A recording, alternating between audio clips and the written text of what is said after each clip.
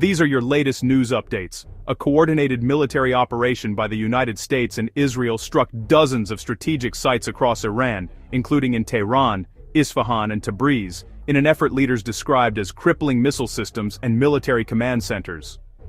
The offensive, which began on February 28 and was described by the Pentagon as Operation Epic Fury, resulted in the confirmed death of Iran's supreme leader Ayatollah Ali Khamenei, along with numerous senior commanders and political figures. Iranian state media confirmed Khamenei's death and reported that approximately 40 senior Iranian leaders were killed as part of the initial strikes.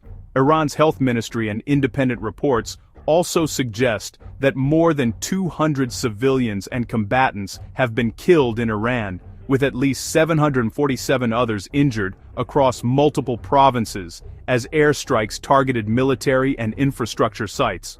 Hospitals in major cities were placed on high alert amid widespread disruption to telecommunications and emergency services. In response, Iran, along with allied militias, has launched waves of missile and drone attacks on Israel, U.S. bases in Bahrain, Kuwait, Qatar, and the UAE, and other regional targets, which has resulted in casualties including at least 31 Hezbollah fighters killed in Lebanon, and additional deaths among Iranian-backed forces and civilians in retaliation strikes.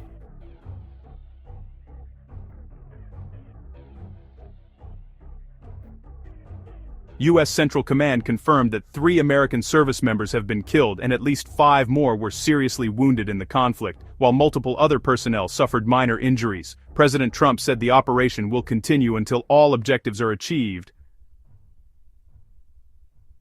and acknowledged that casualties may increase as the offensive continues. In Caribbean waters off the coast of Villa Clara Province, Cuba, a deadly maritime confrontation unfolded when a Florida-registered speedboat carrying 10 individuals entered Cuban territorial waters and reportedly opened fire on a Cuban border guard patrol.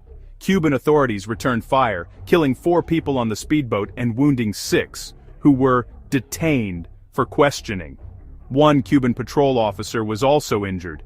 Cuban officials labeled the encounter an attempt to destabilize the island. Tensions between Pakistan and Afghanistan have escalated into open cross-border conflict, with both countries reporting strikes and casualties near the Khyber Pakhtunkhwa region and other border areas.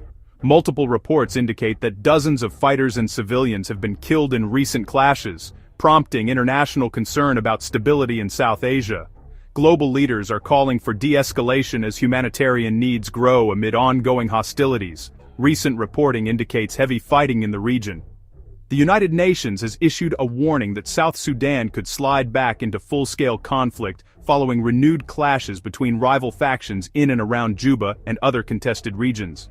Humanitarian agencies are preparing for potential large-scale displacement as insecurity spreads, with fears that civilian casualties could be significant if fighting is not halted. The UN highlighted the risk following reports of violent skirmishes.